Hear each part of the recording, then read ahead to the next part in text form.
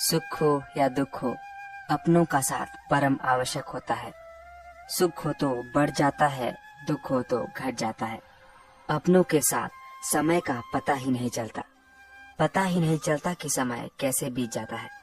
लेकिन जरा विचार कीजिए, यदि आपको किसी ऐसे स्थान पर छोड़ दिया जाए जहां आपका कोई साथी ना हो, कोई अपना ना हो, कोई संबंधी ना हो, तो क्या होगा?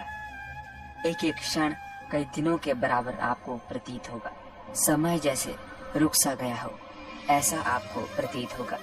किंतु ऐसा तब तक लगेगा जब तक आप किसी को अपना नहीं बना लेते, किसी से मित्रता नहीं कर लेते। लेकिन अब प्रश्न यह उठता है कि वास्तव में आपका अपना कौन है? क्या वो संबंधी जिनके साथ आप रक्त से जुड़े हैं? क्या वो मित्र जिनके साथ आपका बचपन बीता है? या फिर वो आपके साथ काम करने वाले लोग जो दिन भर आपके साथ रहते हैं? नहीं, इनमें से आपका कोई भी अपना नहीं है, यदि वो विपत्ति में आपके काम ना आए तो। अपना वो है जो विपत्ति में काम आए।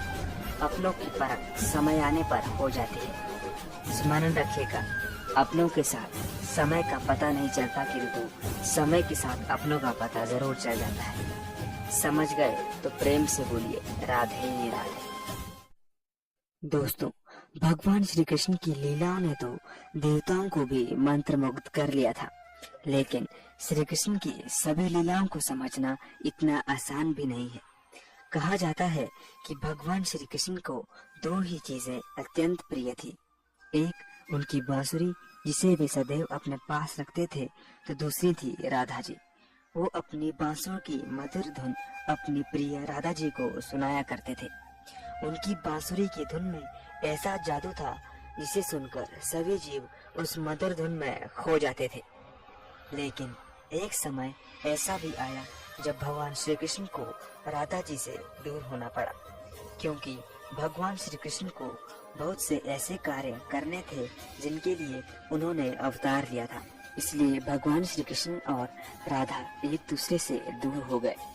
समय बीतता गया, श्री कृष्ण ने धर्म स्थापना के सभी कार्य पूरे कर लिए। उधर राधा जी भी श्री कृष्ण को याद कर अपना जीवन व्यतीत कर रही थी। राधा जी को सदैव किशोरी रहने का वरदान प्राप्त था, जिसके फलस्वरूप वो बूढ़ी नहीं हो सकती थी। लेकिन जो इस संसार में जन्म लेता है उसे जाना भी पड़ता है। जब राधा जी का देह त्यागने का समय आया तो उन्होंने श्री कृष्ण को याद किया। भगवान को उनका कोई प्रिय पुकारे और भगवान ना आए, ऐसा नहीं हो सकता। इसलिए श्री कृष्ण तुरंत राधा जी के पास पहुंच गए। श्री कृष्ण जानते थे कि अब राधा का शरीर छोड़ने का समय आ चुका है। श्री कृष्ण ने राधा से कहा कि राधा, मांगो, तुम क्या मांगती हो? लेकिन राधा ने मना कर दिया। जब श्री कृष्ण ने पुनः ये कहा तो राधा ने कहा कि मुझे अपनी बांसुरी की मधुर धुन सुनाई, और श्री कृष्ण ने अपनी बांसुरी को बजाना शुरू कर दिया। राधा जी श्री कृष्ण की बांसुरी की धुन में धीरे धीरे खोती चली गई और अपनी देह का त्याग कर दिया और श्री कृष्ण में विलीन हो गई। वैसे तो राधा श्री कृष्ण का ही स्वरूप थी, लेकिन इतने वर्षों के अटूट प्रेम के कारण श्री कृष्ण बहुत ही दुखी हो गए। दुखी होकर श्री कृष्ण ने अपनी बांसुरी तोड़कर फेंक डाली। उसके बाद श्री कृष्ण ने कभी भी बांसुरी नहीं बजाई। इस प्रकार श्री कृष्ण ने राधा जी को खोने पर अपनी प्रिय वस्तु बांसुरी का भी त्याग कर दिया। दोस्तों, हो सकता है इसके पीछे भगवान श्री कृष्ण की कोई लीला हो, किंतु भगवान की लीला तो भगवान ही जाने। हम तो केवल मात्र प्रयास कर सकते हैं उनकी लीला समझने का। तो दोस्तों, आपको ये वीडियो कैसा लगा कमेंट करके जरूर बताना, और अगर अच्छा लगा हो तो वीडियो को लाइक कर देना, और ऐसे ही हिंदू धर्म से जुड़ी रोचक जानकारी के लिए हमारे चैनल को सब्सक्राइब करना ना भूलना। धन्यवाद।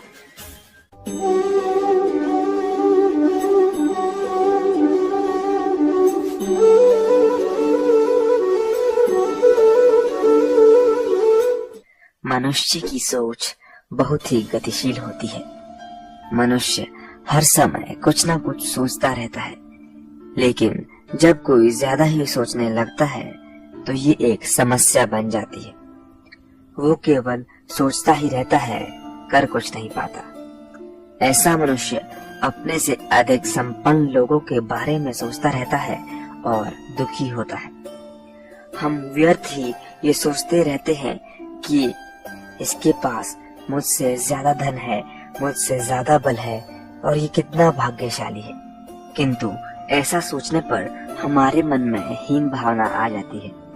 हम अंदर ही अंदर दुखी हो जाते हैं। लेकिन ऐसा नहीं है। हम सभी के पास भी बहुत कुछ है, बस जरूरत है तो समझने की। एक भूखा व्यक्ति अगर रोटी का एक टुकड़ा भी प्राप्त कर ले तो उसे भोजन समझता है, और वहीं बहुत से लोगों के लिए वो एक अन्न के दाने के समान है। इसीलिए जब भी आपके मन में हीन भावना जागे तो अपने परिवार के लोगों, अपने माता पिता, भाई बहन की ओर देखिए। अगर आप संसार के लिए कुछ भी नहीं है तो भी आप अपने माता पिता का संसार है। अपने संसार में खुश रहिए और अपने माता पिता को भी खुश रखिए।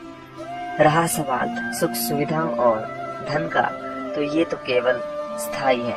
सभी वस्त्रहीन पैदा हुए हैं और कुछ भी साथ लेकर नहीं जाएंगे। आप अपनों के साथ खुशियां बांटे और लोगों की सहायता करते हैं। इससे आपके मन को शांति मिलेगी और जीवन का असली आनंद प्राप्त होगा। राधे राधे। राधा, आज मौन कैसे? कृष्ण, ये फूल कैसे खिलते हैं? प्रेम से राधा। और तुम्हारी बांसुरी से संगीत कैसे निकलता है कृष्ण? वो भी प्रेम से ही राधा। प्रेम संसार का सबसे पवित्र बंधन है, परंतु वास्तव में ये प्रेम बंधन नहीं अपितु बंधनों से मुक्ति है। प्रेम स्वतंत्रता है। यदि कोई आपका प्रेम ठुकरा दे, आपके प्यार को समझ ही ना पाए और अस्वीकार कर दे, तो आप क्या करेंगे? ऐसे में कुछ लोग उदास हो जाएंगे, कुछ लोग छल एवं कुछ लोग बल से प्रेम हासिल करने की कोशिश करेंगे।